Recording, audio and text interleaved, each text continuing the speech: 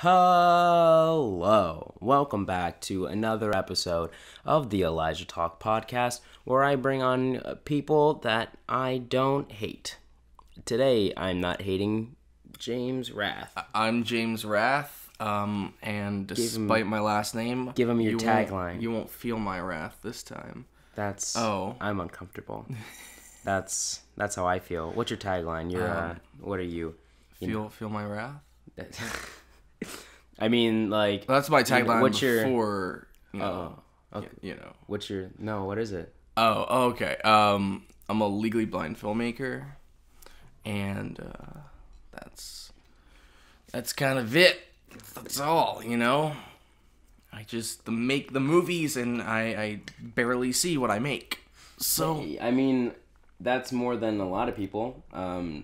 Johnny Depp doesn't watch his movies after they're done, so in a way, he's kind of like you. You're kind of like Johnny Depp. You and Johnny Depp are the same person. I wouldn't really agree with that, mainly because... He's ugly and you're handsome. True, but it also comes down to I can't see them really in the moment, but when I play them back, I can make it accessible to me visually. You guys don't understand why I hate him right now, because he's working on... Can you talk about it? Can I talk about what? Playing things back for your... Playing it back? Yeah. Oh, I suppose. We'll talk a little bit about playing it back. So I am currently in the process of working on a TV show. I'm working on a TV pilot. We've already shot it. And it's in post right now. There's a lot of stuff that goes behind the scenes, meetings and stuff before a TV show even finishes post, but that's kind of where we're at right now. And so can't talk too much who I'm talking to with, who has interest in it yet, but it's I think it's going good. It's going great. It's gonna be picked up. I can feel it in my bones. My aching That's just my bones. wrath that you're feeling. I hate everything. I'm gonna put on this hat. I feel like you're wearing a hat. I should also be wearing a hat. All right, I'll take it off. No, it's cool. It's cool. Okay. It's too late. It's already on. We're already here. I have a little bit of cough in my throat. Not gonna be honest. I didn't drink at all last night, and I'm totally not a little bit hungover. So, that's it. You brought something with you today that I've gotten the pleasure of playing a little bit. I mean, it barely worked because of the SIM card issue. No, not the phone. Oh, no, the my keys? Other. Yes, your keys. Those Dude, barely work. My keys are really fun though, because it's you just jiggle them around and It's like playing with a small baby. Yeah, hold on. Let me see if I can find them. Right here. I gave you the keys. Guys, listen to this.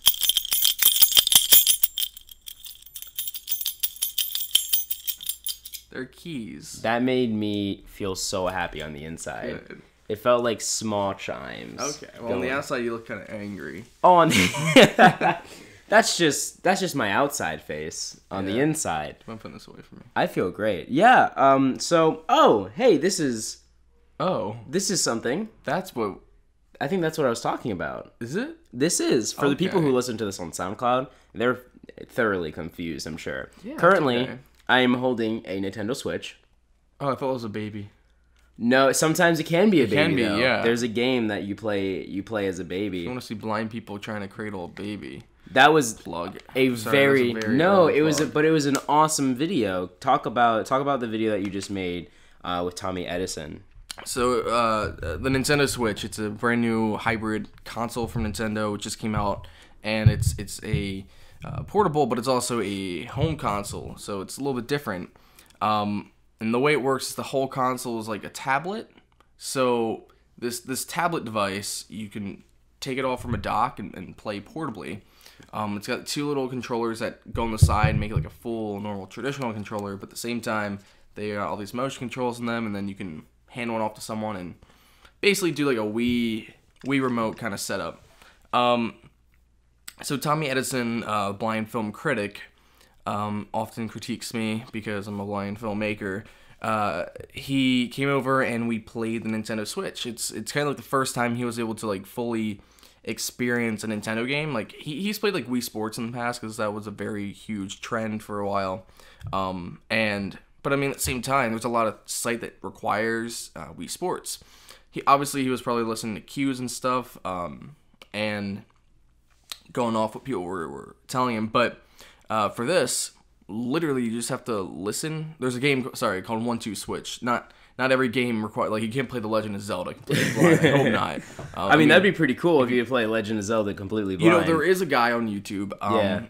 Sorry, his name's not coming up, but I'm sure you can find him just by doing a quick search. Mm-hmm. He played Ocarina of Time on the Nintendo 64, and he's completely, like, totally blind. Wait, really? Yes, he just played it all by sound, and he beat it? Yeah, he beat it. How long did it take him? It was like I really can't remember. A long time. I'm assuming. Did he have? I mean, some time? I mean, I can barely beat a game with seeing. Mm-hmm. So, honestly, hearing somebody beat a game without visualizing it is truly incredible to me. Like, that's not a joke.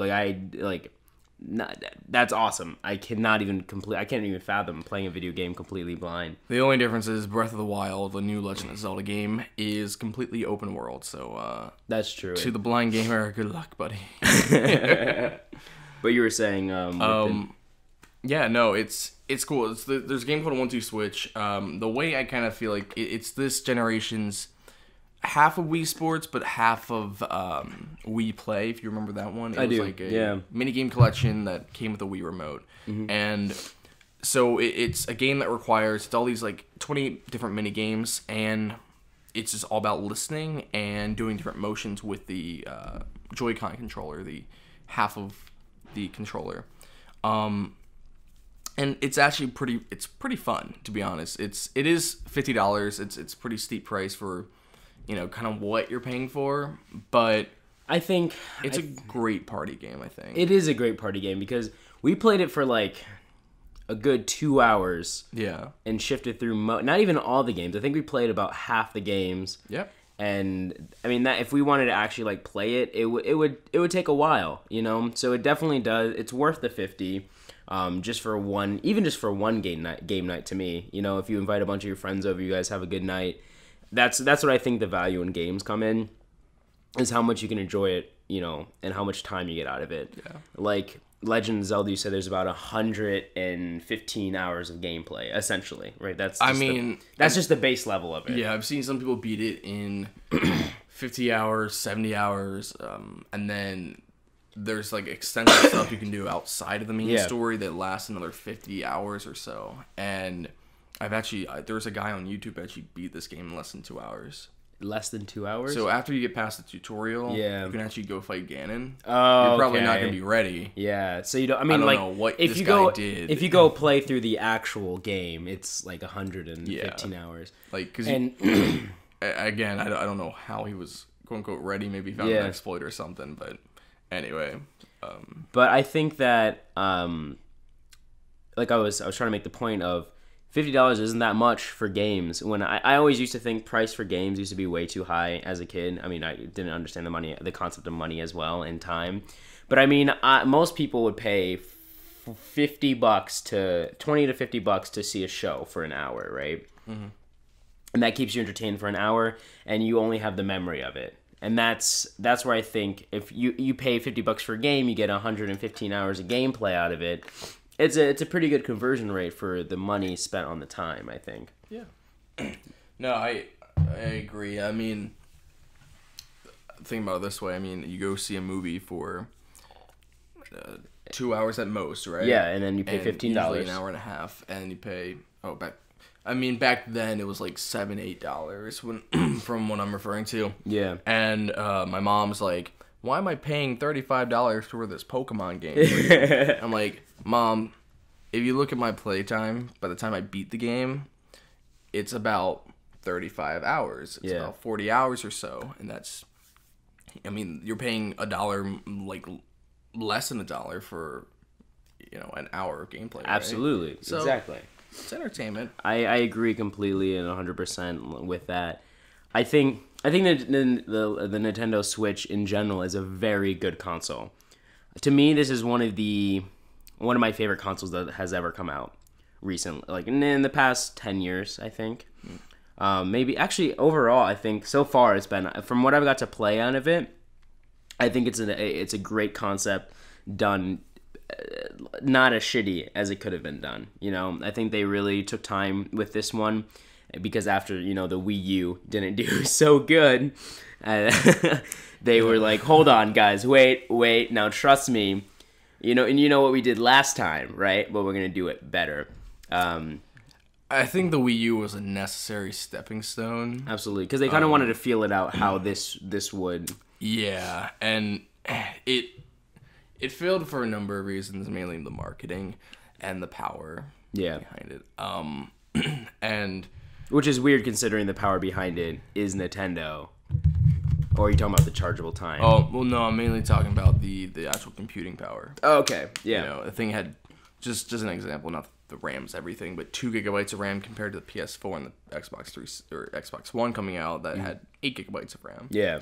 You know, so it was very underpowered. Now, to be fair, the Switch is still underpowered. It's still not as powerful. It's got some, like, little nice things in it, like... Well, I mean, with the size of a console being this big, exactly. You know, it's 6-inch nearly tablet. Impossible for it to have the same power as these other consoles. But it works with this thing. This thing, if you consider it the portable, it's the most powerful portable, like, device. Yeah. Gaming device. Absolutely. You know, there might be some, you know, tablets or some, like, Android tablets that are more powerful, whatever. But they don't have, like, the Nintendo... you know, name behind them to push it out and really. Legend of Zelda Breath of the Wild is like the most beautiful looking mobile game. Oh my god, Legends of Zelda, Legends, the Legend of Zelda game. There's multiple legends. I mean, you know how many reincarnations of Link there are. This current game that is available on the Wii U and I think some other platforms as well. It's truly a great game. I mean, I haven't picked up a video game that wasn't Pokemon, like an actual like game I had to invest my time into since Skyrim came out. And Skyrim's coming out for that too. I know, and that makes me very, very excited because portable Skyrim. That makes me want to buy it, like purchase. I haven't ever had the need to like really want a system, but this is just like my childhood dream come true. I think I told you before, like. Me and my friends would literally, we would talk about a console that one day, hopefully, they would make. That's exactly like this. Like, you could take it with you wherever. You can put it, but it could also go to your TV. It had remotes on it. Like, somebody must have been listening to my conversations as a kid. Because this is exactly what I imagined, like, growing up as, like, one of the next steps in consoles. Do you think Facebook, do you think Xbox and PlayStation, do you think they're going to go in a route similar to this? You know, it's funny. Days after this thing released, Sony actually patented a console similar to this, like an idea. Yeah. For PlayStation brand. Mm-hmm. And so I think they might be feeling, because that's usually what Sony does. Sony sees Nintendo doing something, and then they'll... one-up them? Or try. I mean, PlayStation Move. Yeah. The what else did they added? The move didn't do really well. I think that tanked very hard. Very. Because I don't think I heard anybody talking about it. My uncle bought it. I saw him pull it out one time to play with the family. Yeah. Never saw it again. Never saw it. I don't even know what happened to it. But PlayStation kind of already had something like this back in the day. The PlayStation Eye. No, the Vixia. Is that what it's called? What was it? The mini, the portable. It was like the first portable gaming system that they put. That's not true. That PlayStation put out. They put out like the PlayStation Mini or whatever, the one that slid up. Do you not remember that? Or are we talking 90s thing or like? No, like 2000. I was in high school, middle school, maybe. You mean the PSP Go? Yes, the PSP Go. But that was still a PlayStation portable. It wasn't a. But it was. Console too. But it was technically a gaming console essentially. Because it had its own discs. I mean, it was literally the Wii Switch. What is this called? The Nintendo Switch. The Wii. We switched to the Switch. Anyway, it was pretty much like the Nintendo Switch, except it just didn't have the. I see where you're coming from. It was a powerful. It was the first step, I think, into portable consoles. The thing was, the Nintendo DS was out. The Game Boy Advance was out at the time, and they were killing the market. There was people who, like Game Gear, like Sega tried, Atari tried. They all tried to compete with Game Boy, and they could not. Sony did the best shot. PSP did well. It did well in the market, but it mainly did well in the Japanese market because that's where all of Sony had all these RPG. Like the Japanese market is crazy for portables. Yeah, that's what they mainly play. PC now and portable. I don't follow the gaming industry as much as I used to. It's more I have other interests and priorities these days and responsibilities. But from what I remember is PSP did well. Then the Vita came out, but we also are in the era of mobile gaming. Yeah, like in terms of tablets and smartphones. I think it was if it came out a little bit earlier. The Vita. Yeah. Not even that. Even the PSP too. If it came out just before, because that's when it really. That's why I don't think it worked out as well. Well, I mean, they thought the 3DS was doomed. The first year it had terrible sales. Yeah. But Nintendo. It's not always the case, as we've seen with the Wii U, but Nintendo's name and IPs, their intellectual properties, being Mario, and all they had to do was bring Mario Kart, Ocarina of Time, and that Super Mario 3D World or 3D Land to the Nintendo 3DS, and that thing went soaring off the shelves. And then the next year they announced Pokemon X and Y, and that was good history from there. Good game, Vita. Yeah, and I think that, but also Vita was really good for RPGs. Yeah. They kind of tackled that a lot though. Did they? I never really got picked up on the 3DS. There were some Final Fantasies, Dragon Quests. Again, I don't play too much these days, but I know I used to follow like the industry a lot more. Just because it was an area of interest. At one point, I wanted to get involved in the industry as like a marketing or creative director in gaming. But that's enough nerding out. I think. No, that's I don't think that's. I think that's true. We should move topics along. But yeah, we did a video on my channel where blind people play the Nintendo Switch, and it's just a fun. It's a casual. Video gaming video. If you're not a gamer, you can still enjoy and watch this video. I agree with that. But yeah, the Switch is great. Do you think they're gonna? I don't know. I kind of want to keep nerding out. Do you think they're gonna? Because I mean, at this point, this is what the podcast is gonna be about. At the end of the day, but do you think they're gonna build upon this, or do you think they're going to? I think they will. It's the fastest selling Nintendo console in history. Okay, yeah, that makes sense. But that's only based off one weekend sales, so we'll see where it goes from here. Yeah. But I can definitely see them. We live in a day and age. I mean, we got the PlayStation Pro coming out. We got the. Wait, what's the PlayStation Pro? PlayStation 4 Pro is the new updated version of the PS4 with better specs. All right. Then we also got the Xbox Project Scorpio or something like that, where these aren't brand new consoles, but these are updated spec consoles, like something new that it's something new to this generation. Okay. And I think this will also follow suit with that, where they're going to come out with a more powerful version. Switch. I mean, even the 3DS kind of did it. The 3DS, I don't know if you saw, but they kind of sneakily surprising, like they just kind of surprised people, and they're like, here's the new Nintendo Switch, the new Nintendo 3DS. I never got that one because it wasn't necessary, but it was a more powerful Nintendo 3DS, and it was able to run games like Pokemon Sun and Moon without any frame rate drops or anything like that. And hold on, I have a very big question that it just ran across my head, and I don't want to forget it. Why are people taste testing the cartridges for the Nintendo Switch? Oh, because they taste awful. Why would people do that to themselves? What I feel like happened was, obviously there was review units that the media had, journalists, and somewhere at some point in time, one of these journalists, they have an issue where they put things in their mouth. They're probably the kind of person who had a 3DS game in their mouth, just like chilling there at work, just like typing up.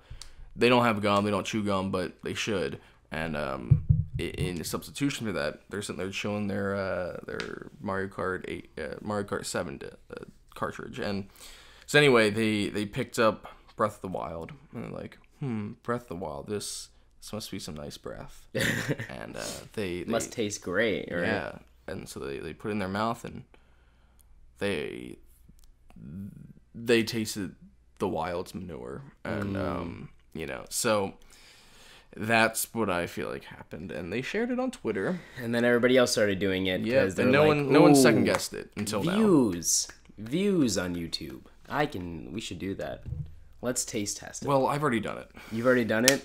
Oh, yes. Gosh. And Tommy's done it too. Really? Yeah. Am I the only one that hasn't done it? Yeah. Well, he did it with the Fine Brothers. He was he was on YouTubers React. Yeah. And they did it on there. Really? Oh, I saw that video. I didn't watch it, but I saw it happen.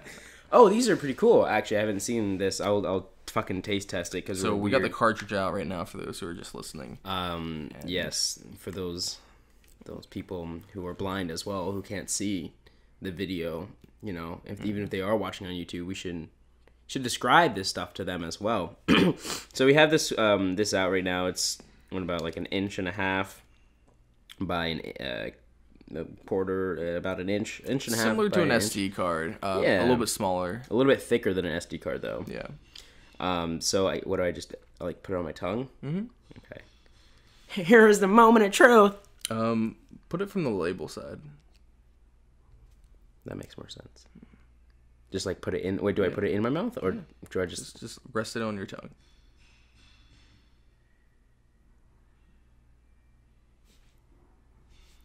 Now swallow. Ew. What? Oh. Ooh, it had like an aftertaste. Yeah. Bitter. Bitter. Yeah. Yeah. At first, I was like, "This doesn't taste." Never. It gets worse.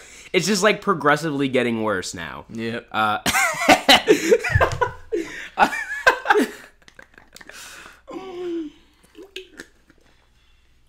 Ew, that was disgusting.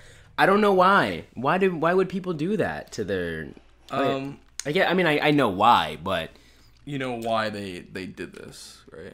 No. It's caution children who like to put small things in their mouth. They wanted to prevent kids from putting it. I mean, obviously now it's a YouTube trend. Yeah, so but kids are going to be putting it in their mouths now. Yeah, but at least now they won't swallow. The goal is like if a 3-year-old, a 4-year-old finds a Nintendo Switch game, they just like put it in their mouth for whatever reason, because that's what kids do. They put things in their mouth. And girls with daddy issues. And boys with daddy issues. There you go. See, equality. Gender equality. All about feminism here. So, it make them just spit it out right away, right? Yeah. Just consciously. So, and it's non-toxic. So. Oh, well, I'm glad you told me that it was non-toxic now. Well, I mean, these are questions you should ask ahead of time. I mean, that's kind of on you. Could this kill me? Would I die from this? Are questions you should always ask before you put something in your mouth. That's what we learned today. Speaking of children, that didn't work. That was a bad segue. Oh, it was. But I felt so I got some news today. Are you a dad? Jumping to conclusions here, aren't you? Where is that girl? I will punch her in the stomach for you, James. So, do you remember that girl I was with earlier this month? Yes. So, I'm gonna be a father. Yeah. No. Yeah. This is such a weird place to announce this. All right. I know you're lying, but like. Oh, I'm not. No, wait, no, seriously. Okay, so this is the thing with James. James is a compulsive liar. He constantly lies to me, like all the time. And then he'll do this, where he's like, I'm not lying. And then later we'll find out, oh, I was lying, because he's this kind of person. But James, like, are you like? I'm being dead serious right now. I figured I'd tell you here so you're not completely angry because we're in front of the camera. But yeah, so that's gonna be a new thing. Oh my God, James, wait. I know, I was sort of in shock. That's why I didn't text you right away this morning. Like, I've been actually up since 6 a.m. Okay. And so you got this text today? Yes. Phone call first. Oh, shit. And yeah. That's, James, you're living my biggest fear right now. Well, the difference is I'm gonna own up to it. You know, I'm gonna be responsible. How long has it been a thing? It's been about a week and a half. So what you do is you fucking, well, dude, this is such a heavy bomb to drop on the podcast, man. I'm sorry. I need to see proof or something because I don't. Yeah. Oh my God, are you? You're not. He's okay. So he's opening his phone right now. He's showing me a text. Oh God. Yeah. So I won't read it out loud, but I do need to see it. I just. Okay. No, I'm just. Oh my God! I knew it. You son of a bitch. You son of a. God. Ah! That's what my mom used to do to me. You little. I hate. Oh my God. He just threw his flip flops at me. Both of them. That's what you deserve. God, I was like, James, you know what we have to do, right? We have to kill that woman. We got to slip her the morning after pill. Like It's been a week and a half, bruh. Exactly. That's the best time to do it. That's where you don't get attached to it. So that's what kind of person I am. And that's what kind of person I am. I can't. I mean, I can because I knew when I. Well, this is a. I'm sorry. It's all right. You know, I expect literally nothing less from you. That's good. And I was, you know what's so good about it though, because I just knew it was a lie. And anything you tell me in the future, I'm just gonna assume is a lie. And that's gonna be the end of our friendship one day. You're gonna be like, I'm gonna be a dad. I'm like, no, you're not. I want you to be the best man to my wedding. No, you don't. I'm not gonna do that. You're not married, and that's gonna be. And then you're not gonna show up to my wedding. Yeah. You sent me, dude. I sent you an invitation. I thought you were joking this whole.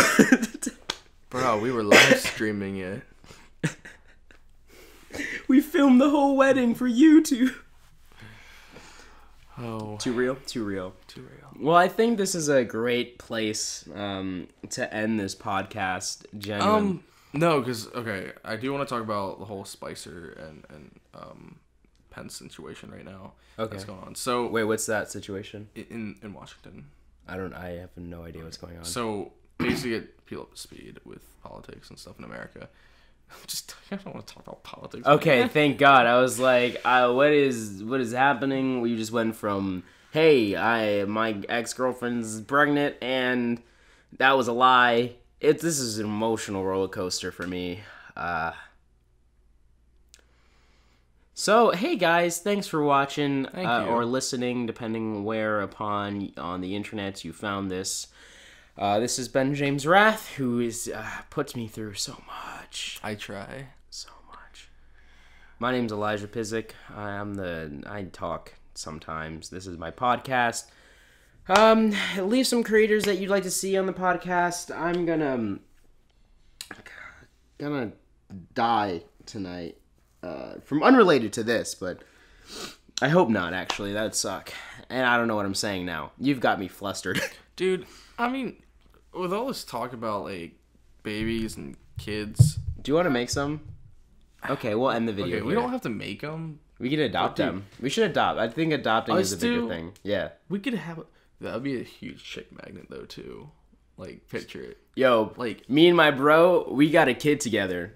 We're getting one. Yeah, we're not gay. What kind we're of like we're straight males who just happen to be fathers to this one adopted child. What kind of breed should we get? I think we should get, there's a lot. Oh, God, that was going to sound, anything I say is just going to be so racist. Yeah, that's what I'm trying. So we're going to end this video here. We should get an albino baby.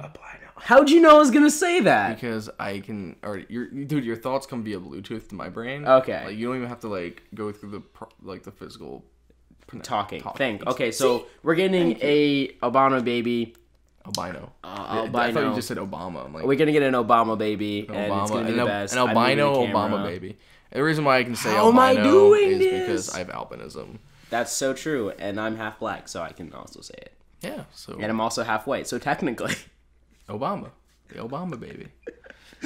Alright, guys.